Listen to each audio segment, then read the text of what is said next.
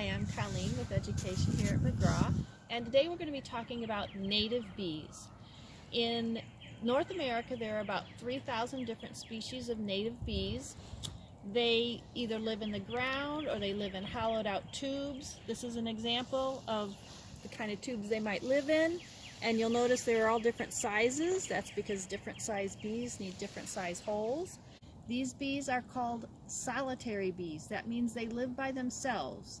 They don't have a whole big colony, which means they don't have a colony to protect. Each bee that you see is its own queen. So her job is to just go out, collect the material she needs to build her nest, find the food she needs for her babies, lay her eggs, and then go out and do it all over again. She has nothing to protect, so they're very, very non-aggressive. They're not interested in stinging you. They're not going to do anything to hurt you. The females do have stingers, but again, unless you grab them and hold them, they're not going to hurt you. So we're going to get into talking about the types of native bees that we have here in Illinois. What we have here is actually called a bee chalet, and it's actually set up right now to host mason bees. It's one of the most common bees in Illinois.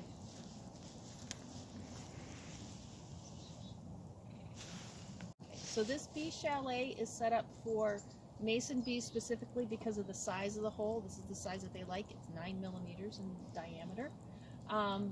These guys are very interesting. They come out actually early in the spring. Depending on how warm it is, they might even come out at the end of March or early April. They only have about 6 weeks to do what they need to do, so their sole purpose again is laying their eggs and building their nest. The reason they're called mason bees is because they actually use mud to build walls in between each chamber. They lay 1 egg per chamber, and so these paper tubes that are in here, when in the fall when we collect them, you open up the tube and you'll see anywhere from 6 to 10 different little cocoons, and in between each one is a little mud wall.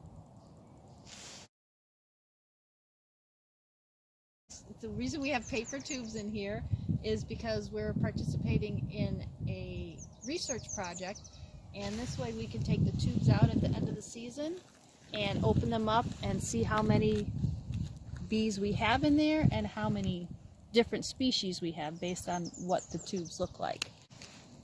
The mason bee is usually done with their season by the end of May, but that's okay because there's more bees to come.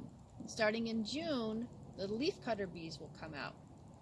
They basically are the same thing as mason bees. They're solitary bees, but instead of using mud to build their cocoons, they actually go out and, well, they cut leaves, hence the name leafcutter, and they use little pieces of leaves to form the cocoons for their eggs. But they do the same thing. They go out then, they have to collect a piece of leaf, they have to collect the pollen for their egg, lay the egg, and make separate little chambers for each egg. These bees will overwinter either as an adult bee or as a larva, but they'll stay in here. Once they're done after 6 weeks or so, you won't see them anymore. One bee that is around all summer that is native to North America is actually the bumblebee. They come out, they're one of the earliest ones. They'll come out even when it's only about 40 degrees, as long as there's flowers out. And they do live in a colony, but they don't overwinter like honeybees do. The only bumblebee that survives is a fertilized queen. She's the only one that survives the winter. She goes and finds a place to hibernate in the ground, and the next spring when she emerges, she has to start laying eggs to build her colony so that all these other bees can help her. That's her job during the summertime. So all of these native bees can be found here in North America. They're all very important pollinators, and we need to help them.